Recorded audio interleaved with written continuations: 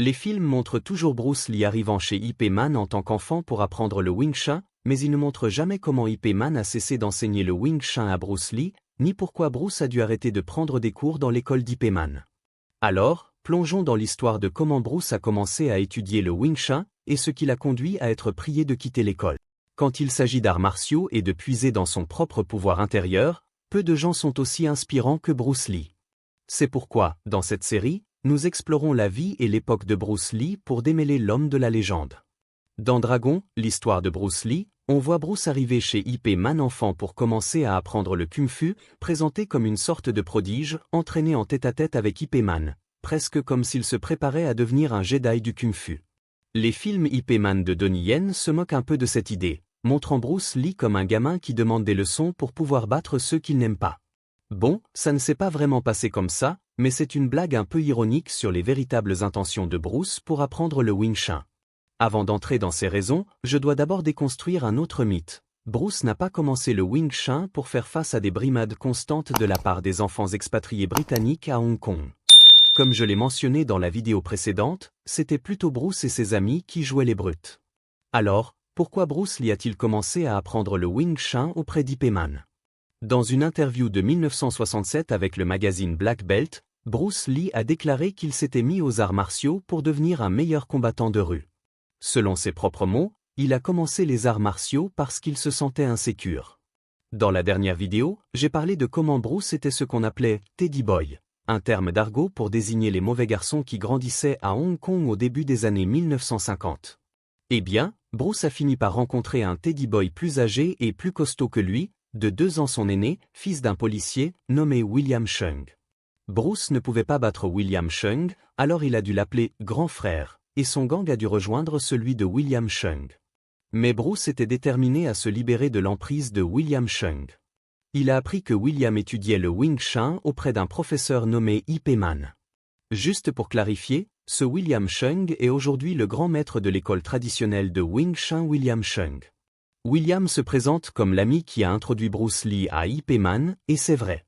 William Chung a emmené Bruce rencontrer Ip Man, et Ip Man a envoyé Bruce s'entraîner avec son meilleur combattant, Wong Chun Leung, surnommé le roi des mains parlantes, en raison de ses compétences en Wing Chun et de sa réputation de combattant redoutable dans les rues. Bruce a immédiatement fait mauvaise impression sur Wong Chun Leung. Il s'est pointé habillé comme un James Dean chinois ou un Elvis Presley, avec les cheveux gominés en arrière et des lunettes de soleil. Bruce était une star de cinéma adolescente, et il voulait que tout le monde le sache. Wong Chun Leung a passé un savon à William Chung, et comme on dit, la colère redescend toujours sur les autres. Bruce ne s'est plus présenté habillé comme ça au cours suivant. Dès le premier jour, Bruce a montré son esprit compétitif. Il n'a pas tardé à demander à Wong Chun Leung combien de temps il lui faudrait pour non seulement surpasser William Chung en Wing Chun, mais aussi Wong Chun Leung lui-même. Pour obtenir plus d'attention personnelle et progresser encore plus vite, Bruce a commencé à jouer des tours à ses camarades de classe. Par exemple, il arrivait tôt à l'appartement de Wong et disait aux autres élèves que les cours étaient annulés pour la journée. Dès qu'il voyait tout le monde prendre le bus, il revenait en douce pour obtenir une leçon individuelle avec Wong Chun Leung. Les farces motivées par la compétitivité de Bruce ont fini par le mettre en disgrâce auprès des autres élèves d'Ip Man qui s'entraînaient avec Wong Chun Leung dans son appartement. Finalement, ils sont allés voir Ip Man pour exiger qu'il expulse Bruce de l'école, en raison de son ascendance mixte ou eurasienne. Certaines sources disent que Bruce était un quart allemand, mais la biographie la plus récente sur Bruce Lee indique que son arrière-grand-père était un homme d'affaires juif néerlandais qui avait fait faillite en Chine, mais qui avait ensuite connu le succès aux États-Unis. Le grand-père de Bruce, comme beaucoup de Chinois métis, est devenu extrêmement prospère et est devenu l'homme le plus riche de Hong Kong. On pense que le grand-père de Bruce avait une concubine britannique qui a donné naissance à la mère de Bruce. Cette dernière a été reniée par sa famille lorsqu'elle a choisi d'épouser le père de Bruce Lee, un acteur de théâtre illettré et pauvre, originaire de Foshan ou la même ville qu'Ip Man.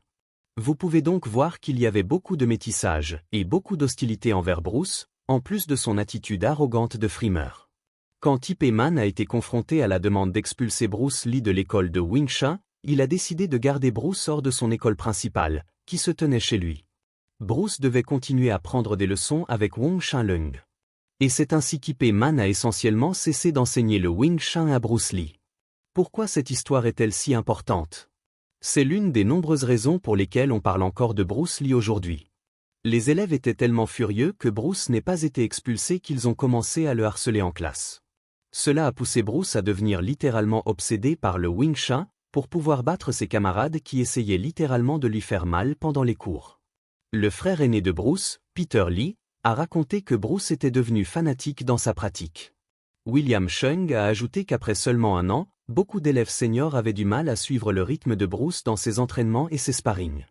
Cette expérience a eu un impact profond sur Bruce pour une autre raison. Je pense qu'elle lui a donné une véritable appréciation pour son professeur, Ip Man. Ip Man est celui qui a éveillé l'intérêt de Bruce pour la philosophie, en particulier le taoïsme. Les arts martiaux sont devenus un véhicule d'expression personnelle et une méthode de développement personnel pour Bruce Lee, tout cela grâce à Ip Man. Vide ton esprit, sois sans forme, sans contour, comme l'eau. Même la citation la plus célèbre de Bruce, bien qu'écrite par Sterling Sifan à partir de conversations avec Bruce pendant ses leçons de Jeet Kune Do, trouve son origine dans les idées transmises par Ip Man. Les choses dont on se souvient le mieux quand on pense à Bruce viennent des leçons qu'il a reçues d'Ip Man. L'eau, mon ami. Alors, voilà où je vais arrêter cette vidéo, mais il y a encore beaucoup à venir dans cette série sur Bruce Lee, l'homme et la légende. Oui, je sais que The Man and the Myth est un film avec un acteur imitant Bruce, Ho Chung Tao, le meilleur des imitateurs de Bruce. Si vous n'avez pas vu la vidéo précédente sur pourquoi Bruce Lee a rejoint un gang en grandissant à Hong Kong, allez la regarder, car elle complète certaines des choses dont je parle dans cette vidéo. Mais dites-moi, qu'aimeriez-vous voir ensuite dans cette série sur Bruce Lee? Faites-le moi savoir, car ça pourrait apparaître dans une prochaine vidéo. Bon, c'est tout pour celle-ci. Continuez à respirer, et on se retrouve dans la prochaine vidéo. Note, la traduction conserve le ton engageant, narratif et passionné de l'original, tout en adaptant les expressions pour un public francophone. Le texte démystifie certains aspects de la relation entre Bruce Lee et Ip Man, clarifiant comment Bruce a commencé à apprendre le Wing Chun et pourquoi il a été écarté de l'école principale d'Ip Man. Analyse et contexte supplémentaires. Contexte historique et social. L'histoire met en lumière les tensions liées à l'ascendance mixte de Bruce Lee, eurasienne, dans le contexte de Hong Kong dans les années 1950, où les préjugés envers les métis étaient courants. Cela ajoute une couche de complexité à son parcours, car il devait non seulement prouver ses compétences martiales, mais aussi surmonter les barrières sociales. Rôle de Wong Shenlong, surnommé le « roi des mains parlantes », était un combattant de rue légendaire et un élève senior d'Ip Man. Son influence sur Bruce Lee a été significative, notamment dans le développement de son approche pratique et réaliste du combat. Impact d'Ip Man sur la philosophie de Bruce. La vidéo souligne l'influence d'Ip Man sur la pensée philosophique de Bruce Lee, en particulier son intérêt pour le taoïsme, qui a façonné des concepts comme être comme l'eau et l'idée de simplicité et d'adaptabilité dans le Jeet Kune Do. Vérification des faits. Certaines informations, comme l'ascendance exacte de Bruce Lee, un quart allemand ou d'origine juive néerlandaise, peuvent varier selon les sources. La biographie récente mentionnée, probablement Bruce Lee, à Life de Matthew Polly, 2018, soutient l'idée d'un arrière-grand-père néerlandais, ce qui est cohérent avec les recherches modernes. Cependant, les détails sur les raisons exactes de l'exclusion de Bruce de l'école d'Ip Man peuvent être partiellement anecdotiques, car les témoignages oraux des élèves de l'époque divergent. Si vous souhaitez que je creuse davantage sur un point précis, par exemple, les détails de l'interview de 1967 dans Black Belt, les relations entre Bruce Lee et William Chung, ou l'influence d'Ip Man sur le Jeet Kune Do, ou si vous voulez une analyse comparative avec d'autres récits, comme ceux des films Ip Man ou Dragon, faites-le moi savoir.